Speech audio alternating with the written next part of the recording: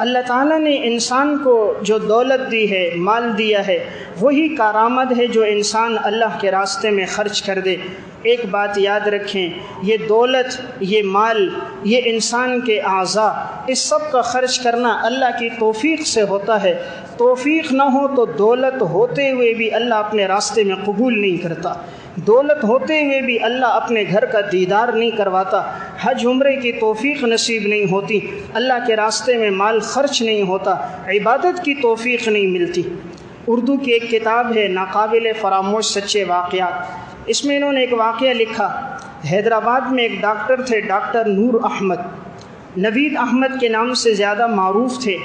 تو یہ ڈاکٹر کہتے میرے پاس ایک شخص علاج کے لیے آیا، اور وہ اس علاقے کا ایک بہت مالدار انسان تھا۔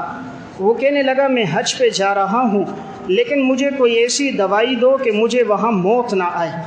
میں چاہتا ہوں میری موت اسی جگہ ہو، مجھے وہاں موت نہیں آنی چاہیے، اور میں جلدی جاؤں گا، جلدی واپس لوٹ کر آؤں گا، میری بہت سی کاروباری مصروفیات ابھی باقی ہیں۔ ڈاکٹر نوید احمد نے اس سے کہا اللہ کے بندے، اگر تو حج پہ جا رہا ہے، لوگ تو دعا کرتے ہیں حرم میں موت آئے، لوگ دعا کرتے ہیں مدینہ میں موت آئے، جنت المعلیٰ میں مکہ میں تدفین ہو، جنت البقیع مدینہ میں تدفین ہو، تو کیسا نادان ہے۔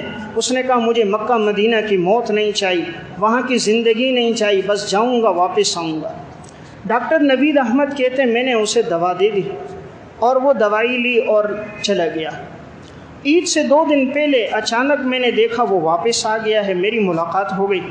تو میں نے اس سے کہا آپ تو حج کے لیے گئے تھے، حج کے دن تو ابھی چل رہے ہیں، حج کے ایام تو ختم نہیں ہوئے، یہی دن ہیں حج کی عبادت کے، 8، 9، 10، 11، 12، تم کیسے واپس آ گئے؟ اس نے آگے سے کہا میں جیسے بیت اللہ پہنچا، بیت اللہ پہ میں نے نظر ڈالی تو میرے اوپر لرزہ طاری ہو گیا، میرے جسم پر پسینہ آنا شروع ہو گیا، ہیبت ہو گئی۔ میں نے کہا کہیں مر نہ جاؤں، تو میں وہیں سے واپس نکلا، جدہ ایئرپورٹ آیا اور ٹکٹ لیا اور واپس آ گیا ہوں۔ کہا پھر توفیق رہی تو کروں گا۔ ڈاکٹر نوید احمد کہتے میں نے دیکھا اسے دوبارہ حج کی توفیق نہیں ملی۔ تو یہ حج کی توفیق، عبادت کی توفیق اللہ کے حکم سے ہوتی ہے۔ یہ کبھی نہیں سمجھنا چاہیے میرے پاس دولت ہے میں خرچ کر دوں گا، میرے پاس مال ہے میں خرچ کر دوں گا۔ تیرے پاس سب کچھ ہوتے ہوئے بھی اگر رب تجھے توفیق نہ دے تو نہیں خرچ کر سکتا۔ یہاں سے جا کر بھی اسے حج کی توفیق نہ ملی، بیت اللہ پہنچ کر بھی وہ واپس لوٹ کر آ گیا۔ وجہ کیا تھی؟ اس کے دل میں مکہ کی، مدینہ کی محبت نہیں تھی، وہاں کا احترام اور تقدس نہیں تھا۔ تو اللہ کبھی ایسے آدمی کو اپنے گھر نہیں بلاتا جس کے گھر میں رب کے ہاں جانے کی چاہت اور حاجت نہ ہو۔ اسی کتاب میں انہوں نے ایک اور واقعہ لکھا۔ یہ ڈاکٹر نوید احمد لکھتے ہیں کہ میں ملتان میں تھا، اور وہاں ایک شخص علاج کے لیے آیا، بوڑھا تھا۔ میں اس کی خوب خدمت کرتا رہا، لیکن اللہ کا کرنا، موت کا ایک وقت ہے، اس کا انتقال ہو گیا۔ اس شخص کا ایک بیٹا تھا، وہ بھی ڈاکٹر تھا، سعودی عرب میں ہوتا تھا۔ اسے جب پتہ چلا کہ میں نے اس کے والد کی اتنی خدمت کی ہے، تو اس نے مجھے وہاں سے فون کیا، میرا شکریہ ادا کیا، اور مجھے کہنے لگا میں سعودیہ میں ہوں، آپ کو جس چیز کی ضرورت ہو بتاؤ، میں وہاں سے بھیجوں گا، اور 1 ماہ کے بعد میں نے آنا ہے، اور میں ساتھ بھی لے کر آؤں گا، جس چیز کی ضرورت ہے آپ بتاؤ۔ یہ کہتے میں نے اس سے کہا کہ تم جب حرم میں داخل ہو تو میری طرف سے طواف کر لینا، جب بیت اللہ پہ نگاہ پڑ جائے تو میرے لیے دعا کر دینا، اور جب مسجد نبوی میں حاضری ہو تو روضہ رسول پہ میری طرف سے سلام کہہ دینا۔ باقی مجھے کسی چیز کی ضرورت نہیں، ہمارے ملک میں سب کچھ ملتا ہے، جو نہیں ملتا وہ حرمین کی عبادت نہیں ملتی، باقی سب کچھ ہے۔ یہ کہتے ہیں میں نے اس سے جب یہ بات کہی تو اس نے آگے سے کہا تم مجھ سے اس چیز کی امید نہ رکھو کہ میں یہ کروں گا۔ میں نے کہا کیوں؟ کہا کہ میرے یہاں تقریباً 32 سال ہو گئے ہیں، اور 32 سال میں میری مصروفیت اتنی زیادہ رہی ہے کہ مجھے کبھی بیت اللہ میں داخل ہونے کا ٹائم نہیں ملا، اس لیے میں نے آج تک اپنی طرف سے طواف نہیں کیا، تمہارے لیے کیا کروں؟ کبھی بیت اللہ پہ نگاہ ڈال کے اپنے لیے دعا نہیں کی، تمہارے لیے کیا دعا کروں؟ میری مصروفیت ہے، مجھے مدینہ جانے کا موقع نہیں ملتا، اس لیے کبھی میں نہیں جا سکا، باقی دنیا کی کوئی چیز چاہیے تو بتاؤ، وہ بھیج دوں گا۔ 32 سال سعودیہ میں رہا ہے، اور ابتدائی 9 سال حرم کے سامنے اس نے گزارے ہیں، علاج کرتا تھا، ہسپتال میں تھا، لیکن جب اللہ نہ چاہے بیت اللہ کے قریب رہتے ہوئے بھی اپنے گھر میں نہیں بلاتا۔ یہ اللہ کی چاہت سے ہوتی۔ انسان نادان کہتا ہے میں خدا کے گھر نہیں جاتا، آذان کی صدا لگتی ہے بازار بڑا ہے کوئی مسجد کے لیے نہیں آتا، آواز لگتی ہے حی علی الصلاۃ آؤ نماز کی طرف، حی علی الفلاح آؤ کامیابی کی طرف، چوک میں کھڑے ہمارے قدم مسجد کی طرف نہیں اٹھتے۔ اللہ کی قسم اللہ ہمیں اپنے گھر بلاتا نہیں ہے، ورنہ ہماری کیا مجال ہم خدا کے گھر نہ جائیں۔ علاقے کا D S P D I G بلائے بھاگتا ہوا جاتا ہے، رب الارض والسماوات دن میں 5 مرتبہ بلائے آؤ میرے ہاں حاضری دو اور میرے قدم نہ اٹھیں، یہ اللہ کی ناراضگی سے ہوتا ہے۔ اس لیے میں نے ایک بات عرض کر دی، عبادت کی توفیق، سخاوت کی توفیق یہ اللہ کی توفیق سے ہے، مال اور دولت سے نہیں ہے۔ کبھی نہیں سمجھنا چاہیے میرے پاس ہے میں جب چاہوں حج کر دوں، جب چاہوں مسجد بنا دوں، جب چاہوں خرچ کر دوں۔ تو ارادے کرتا رہے گا اللہ تجھے توفیق نہیں دے گا۔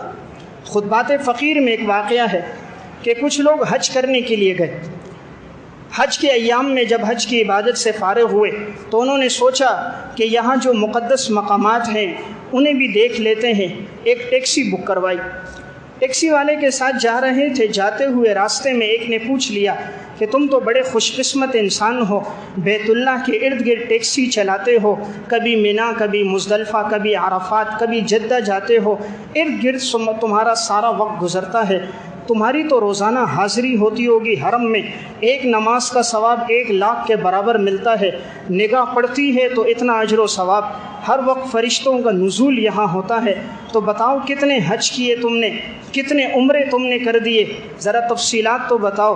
اس نے آگے سے گردن گھماتے ہوئے کہا، چہرے پر گویا ناگواری کے آثار تھے، کہا کہ میری مصروفیت اتنی ہے مجھے ٹائم نہیں ملتا، صبح کام شروع کرتا ہوں رات گزر جاتی ہے۔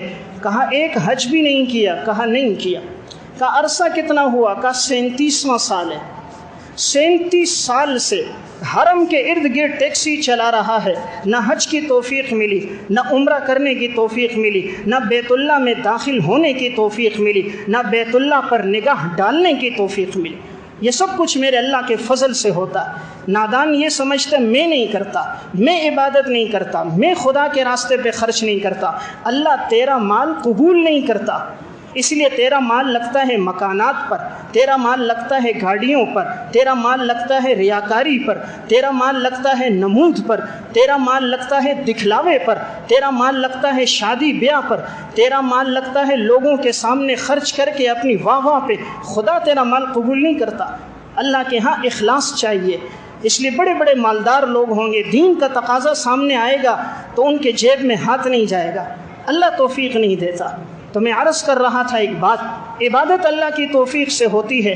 37واں سال حرم کے گرد ٹیکسی چلا رہا ہے، حج کی توفیق نہ ملی، عمرے کی توفیق نہ ملی، اس سے بڑی بدبختی کیا ہوتی ہے؟ اور جب اللہ توفیق دیتا ہے پھر کیا ہوتا ہے؟ آج سے 2 سال قبل ایک واقعہ عرب کے اخبار میں چھپا تھا، انہوں نے لکھا یمن سے ایک شخص حج کرنے کے لیے آیا تھا، 121 سال اس کی عمر تھی، 121 سال۔ جب یہ حج کرنے کے لیے آیا اس نے حج کے سارے ارکان ادا کیے، بوڑھا تھا لیکن جسم اللہ نے توانا دیا تھا، اپنے قدموں پر اس نے ساری عبادت کی۔ جب وہاں پتہ چلا کہ یہ یمن سے آیا ہے، ہر سال حج کے لیے آتا ہے، تو وہاں کے جو اخبار والے تھے وہ ان کا انٹرویو لینے آئے۔ اس بابا سے پوچھا بابا جی عمر کتنی ہے؟ کہا 121 سال۔ بابا جی کتنے حج کر دیے؟ فرمایا بیٹا 21 سال کی عمر میں پہلا حج کیا تھا، اس وقت سے لے کر آج تک حج کر رہا ہوں، الحمدللہ 100 حج میرے مکمل ہو چکے ہیں، 100 حج میرے مکمل ہو چکے ہیں۔ جب رب توفیق دیتا ہے تو پھر یوں ہوتا ہے زندگی اس طرح گزرتی ہے، اور جب رب توفیق نہیں دیتا 37 سال حرم کے قریب گزر جاتے ہیں، بیت اللہ میں داخل ہونے کا موقع نہیں ملتا۔ انسان کی چاہت پر ہے، اگر وہ چاہے کہ میں دین کے لیے استعمال ہو جاؤں، مجھے اللہ قبول کر دے، عبادت سخاوت کی توفیق دے، وہ دل میں چاہت لائے، ارادہ لائے، اسباب میرا رب پیدا کرتا ہے، اسباب اللہ پیدا کرتا ہے۔ ساہیوال کی ایک عورت تھی، اس کا واقعہ محاسن اسلام میں چھپا۔ اس عورت کے دل میں خیال آیا کہ میں عمرہ کروں گی اور اپنے شوہر کو بھی عمرہ کراؤں گی۔ نہایت غربت کا گھرانہ تھا، شوہر جو کماتا تھا مشکل سے 2 ٹائم کھاتے تھے، لیکن اس عورت نے سلائی کا کام سیکھا، اور سیکھنے کے بعد دن بھر میں سلائی کرتی رہتی، جو پیسہ آتا اسے بچاتی، اپنے ایک صندوق بنایا تھا اس میں ڈالتی رہتی کہ جب پیسے پورے ہوں گے میں عمرے کے لیے جاؤں گی۔ 11 سال اس عورت نے مشقت کر کے پیسے جمع کیے اور ان پیسوں سے خود بھی عمرے پر گئی، اپنے شوہر کو بھی لے کر گئی۔ دل میں چاہت ہوتی ہے تو سلائی کی مشین سے انسان اتنا کما لیتا ہے، حرم جانے کی توفیق مل جاتی ہے۔ نہیں ہوتا تو لاکھوں روپے کمانے والا زندگی گزر جاتی ہے، ایڑیاں رگڑتے ہوئے مر جاتا ہے، کسی دین کے تقاضے پہ اس کا مال خرچ نہیں ہوتا، اللہ قبول نہیں کرتا۔ ارادہ دل میں مصمم ہو، اسباب میرا رب پیدا کرتا ہے۔ ایک چونٹی کے دل میں ارادہ آیا کہ اے اللہ، میں تیرے حرم میں جا کر میں تیرے گھر کا طواف کرنا چاہتی ہوں، لیکن میں ایک کمزور مخلوق، میں کہاں حرم پہنچ سکتی ہوں؟ دل میں خیال آیا، رب کے سامنے سجدہ ریز ہوئی۔ اللہ تو ہر مخلوق کی ہر بات کو جانتا ہے، وہ علیم بذات الصدور ہے، لا یعزب عنہ مثقال ذرۃ فی السماوات والارض ہے، اس سے کوئی چیز غائب نہیں۔ اللہ نے چونٹی کے دل میں بات ڈالی، میں پرندے کو بھیج رہا ہوں، تم چونٹی اس پرندے کے پاؤں کے ساتھ چمٹ جاؤ۔ اللہ نے پرندے کو نیچے اتارا، زمین پہ اترا، چونٹی اس کے پاؤں کے ساتھ چمٹ گئی۔ اللہ نے پرندے کو طاقت دی، وہ اڑتا رہا، اڑ اڑ کے حرم پہنچا اور حرم کے صحن میں بیٹھا، چونٹی اس کے پاؤں سے ہٹی اور اس نے بیت اللہ کا طواف کر دیا۔ اللہ جب توفیق دیتا ہے چونٹی کے لیے پرندے کو مسخر کر دیتا ہے، اور توفیق نہیں دیتا 37 سال قریب بلا کر بھی اپنے گھر میں آنے کی توفیق نہیں دیتا۔ اس لیے اللہ عبادت کی توفیق دے، اللہ کا شکر کریں، سجدہ کرنے کی توفیق دے، شکر کریں۔ جمعے کے دن مسجد بھری نظر آتی ہے، فجر کی نماز میں 1.5 صف نہیں ہوتی۔ یہ نمازی کہاں سے آتے؟ علاقے کے نمازی ہیں کیا؟ باقی نمازیں فرض نہیں ہیں، صرف جمعے کی نماز فرض ہے۔ جس رب نے جمعہ فرض کیا اس نے فجر بھی فرض کی، جس رب نے جمعہ فرض کیا اس رب نے ظہر اور عصر بھی فرض کی۔ لیکن نادان ہے، ہمارے دل میں رب کے لیے آنے کی عقیدت اور محبت ہی کوئی نہیں۔ اصل بات وہی آتی ہے اللہ کی طرف سے، توفیق نہیں۔ توفیق ہو تو انسان دوڑتا ہوا آتا ہے۔ اس لیے زندگی کے لمحات گزر رہے ہیں، آئے دن مختلف بیماریاں، مصیبتیں، تکلیفیں آ رہی ہیں۔ انسان اللہ سے رو رو کر اپنے ماضی کے گناہوں پہ ندامت کا اظہار کرے اور رب سے عبادت کی توفیق مانگے۔ اللہ ہم سب کو عمل کی توفیق عطا فرمائے۔